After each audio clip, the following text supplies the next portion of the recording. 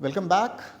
We are talking about advanced programming topics, and the topic for this sub-lecture is advanced memory management, and also the second topic, a different topic, standard library. So on advanced memory management, let me begin by saying that in the core curriculum, the notion of the heap and the operations new and delete should be discussed. Now, to use these operations is a little bit tricky because they can lead to memory leaks and dangling pointers, and preventing these things requires some thought. So how to do this is a part of the tier 2 core, not the basic core. In the basic core, you can just say that, look, there is a heap and you can allocate and deallocate using new and delete.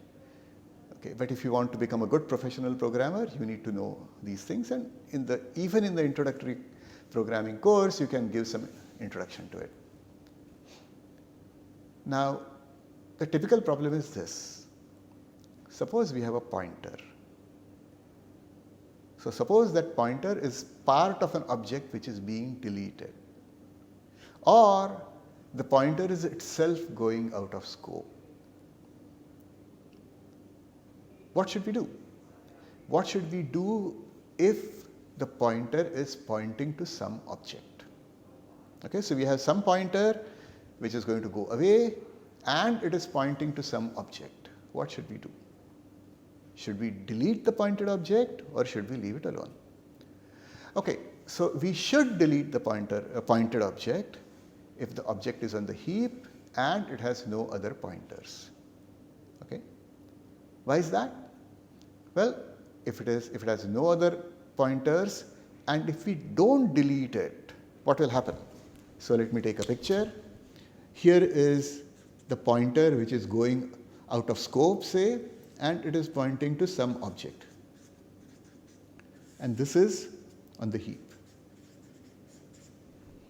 If we delete this, then this object has been given to us and we don't have any other pointer to it, which means that we are not going to be able to use this memory, and it is still marked as used by the heap management functions. So this is what is called a memory leak. So if you allow memory leaks, your heap will start getting more and more such dead cells, and you may eventually lose the entire heap because everything in it is dead cells.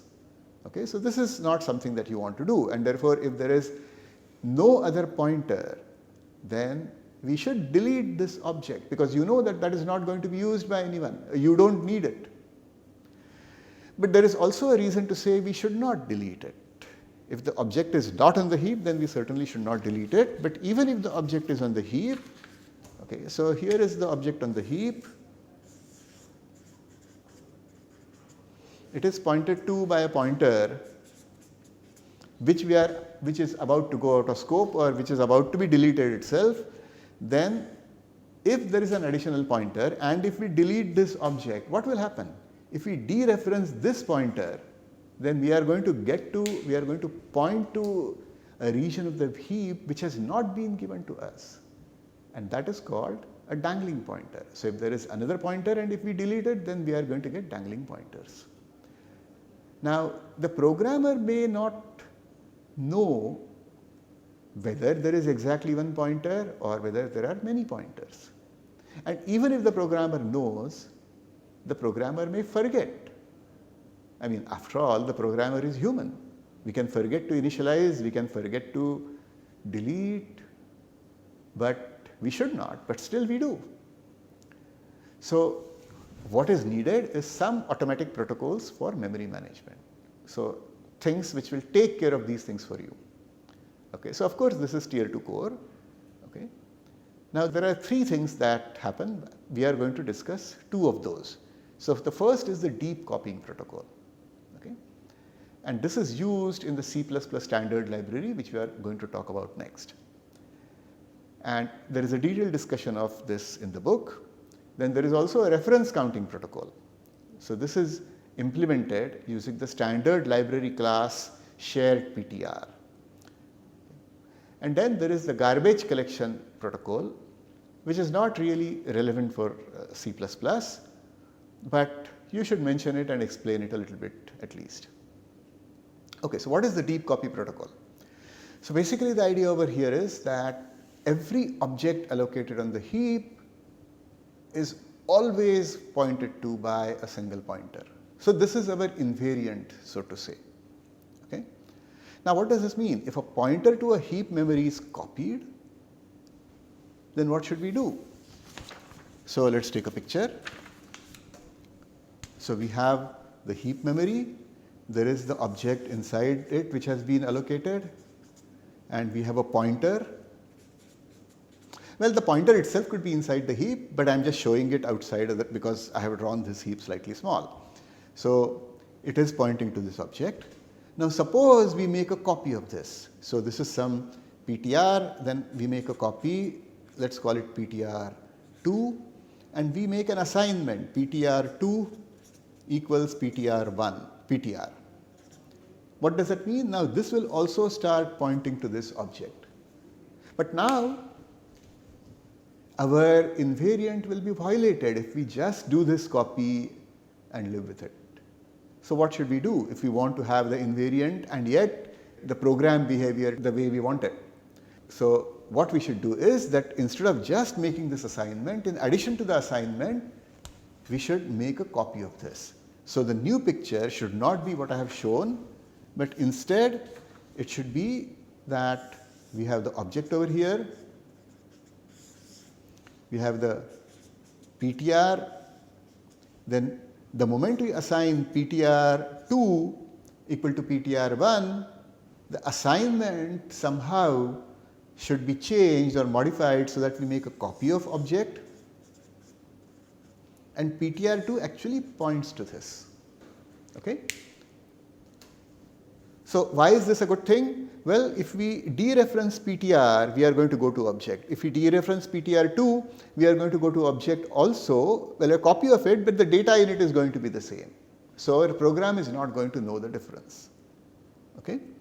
On the other hand, our invariant has now been maintained. Now, this is a little tricky. If this object itself contained some pointers, what will happen? Well, if this object was just a copy of this, then we would get a pointer to this lower object. But actually the way this works is we really should make a copy of this object as well, and this pointer should really be pointing over here. So that is why there is this name deep copy. Okay, what if a pointer is deleted or goes out of scope? Well, if this pointer goes out of scope, we know that look, nothing else can be pointing to this because our invariant guarantees that, and therefore we can delete this. But of course, if we delete this and if our invariant is applicable to this pointer as well, then this object will also have to be deleted. So we will need to set up that chain of deletions. Okay? Now, yeah, so if the copied object has a pointer which must also satisfy uniqueness, then its pointed object must also be copied, and hence this is called deep.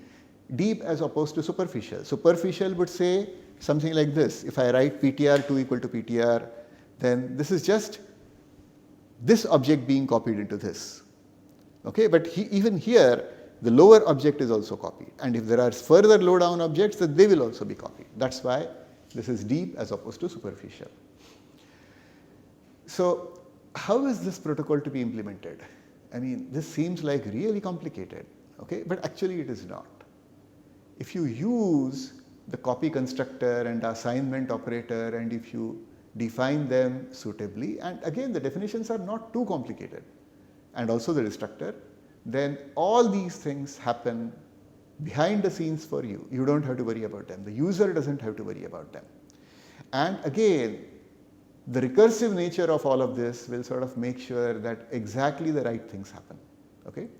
So this is discussed in the book, and as a T2C topic, a tier 2 core topic, it can be discussed.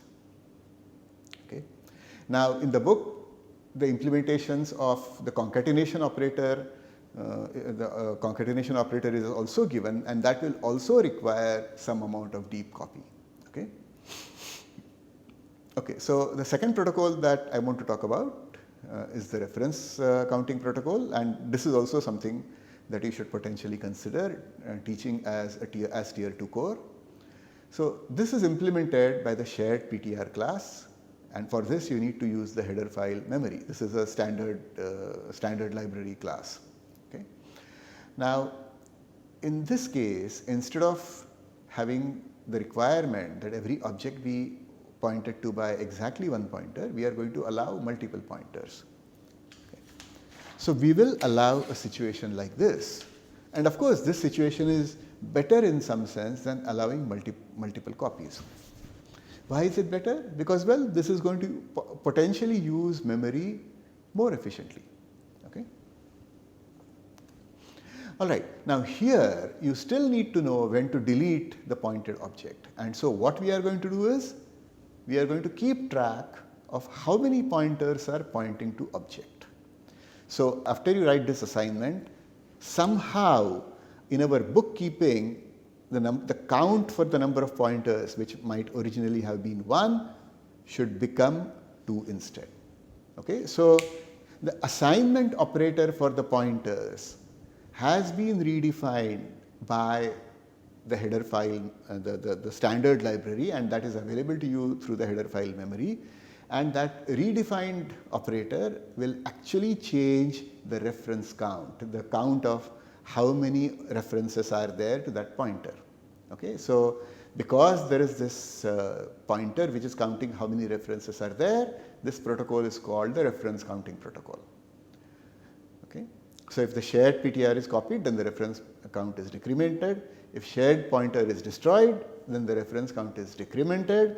Not only that, if the reference count becomes 0, so now if PTR2 goes out of scope as well as PTR goes out of scope, then this reference count will become 0, and now the code for destroying a pointer will itself call the destructor of this object as well, and it will be deleted from the heap.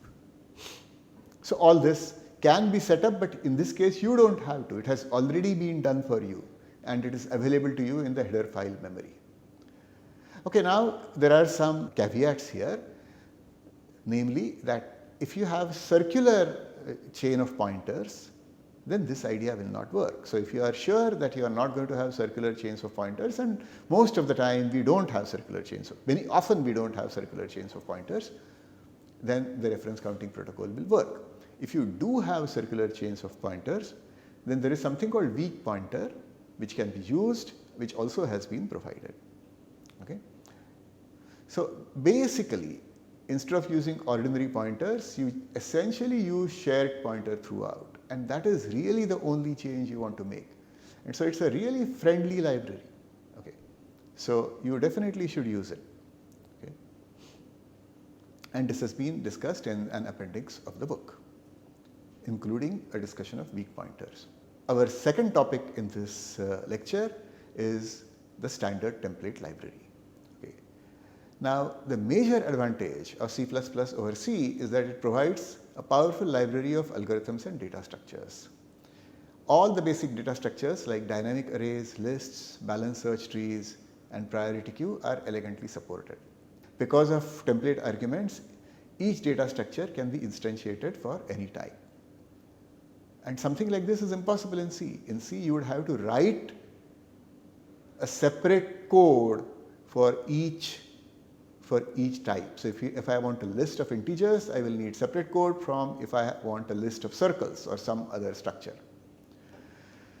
Then there is a beautiful notion of iterators which enables data structures to be accessed really without worrying about pointers.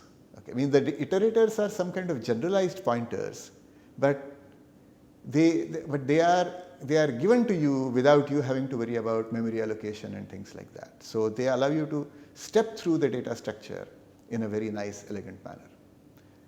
and the dynamic memory allocation happens behind the scenes. So things are really clean and safe. Okay?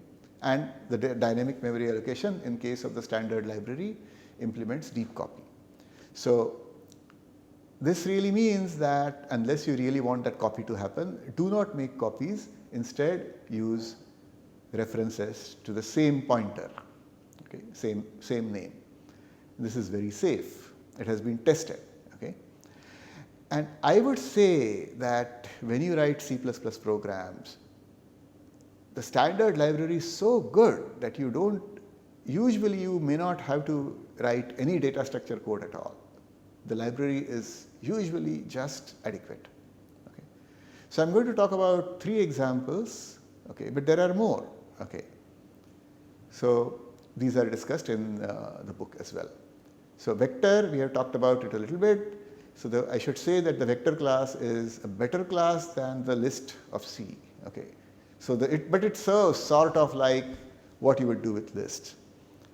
In C, if you want to implement a list, you would actually have to write code.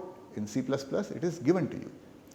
And in most applications, it is better than list, it needs less space, and it is much faster.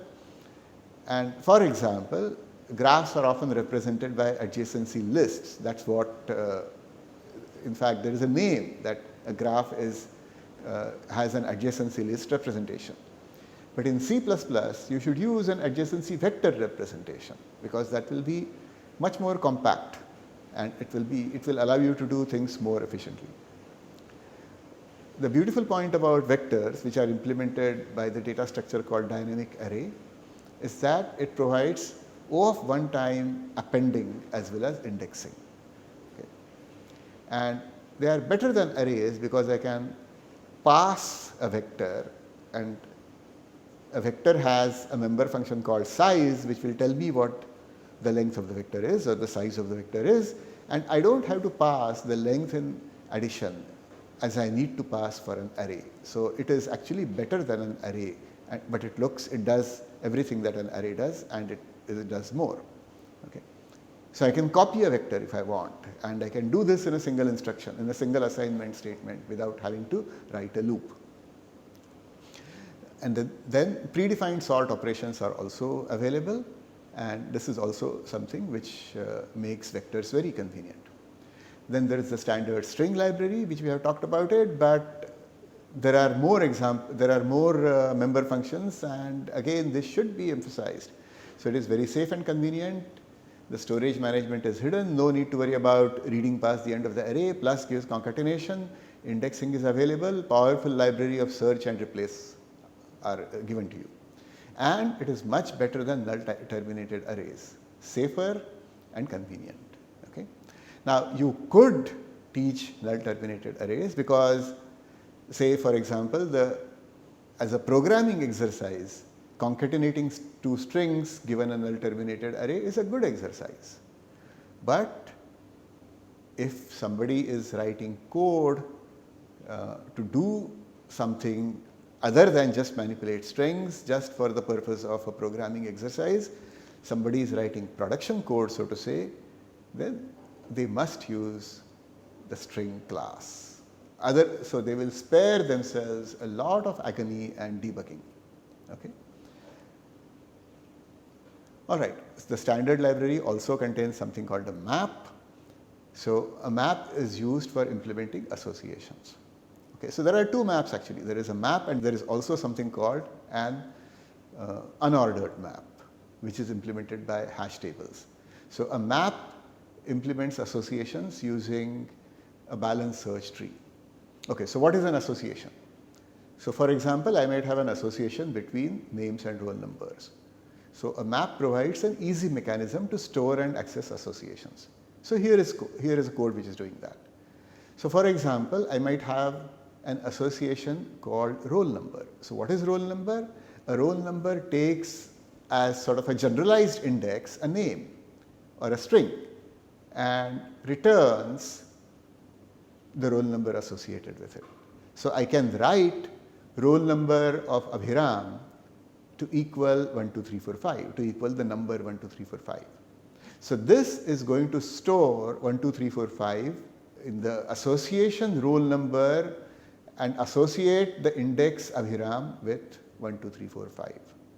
Now I can print roll number of Abhiram and it will pull out what was stored at this index, so to say. So a map really looks like an array, but instead of restricting the indices to be integers, we can have arbitrary strings or even structures, or we can have anything, pretty much anything as an index, so long as it satisfies some ordering properties. So let me not go into the detail of it, but a map really is a very useful mechanism. As you can see, you would often need to know the name, the roll number given the name, and vice versa as well. So this is a very convenient mechanism, and it is given to you, and it has been debugged and tested, and it uses the most efficient data structures. So it's really just a perfect arrangement. So the access is logarithmic time using balanced search trees internally. Now using iterators, you can step through a map. So I can say that, look, give me the first element of this roll number. So it will give me that roll number of that person whose name is smallest or comes first in the alphabetical order. So I can say, give me the first pair in your alphabetical order. So in this way I can print out roll numbers versus names in alphabetic order of the roll number. If you wanted an alphabetic order, alphabetic order of the name. If you want to print it according to the roll number, then of course you can sort by the roll number and get that printed as well. So this concludes the topic of the standard template library, and we will stop this sub-lecture here. Thank you.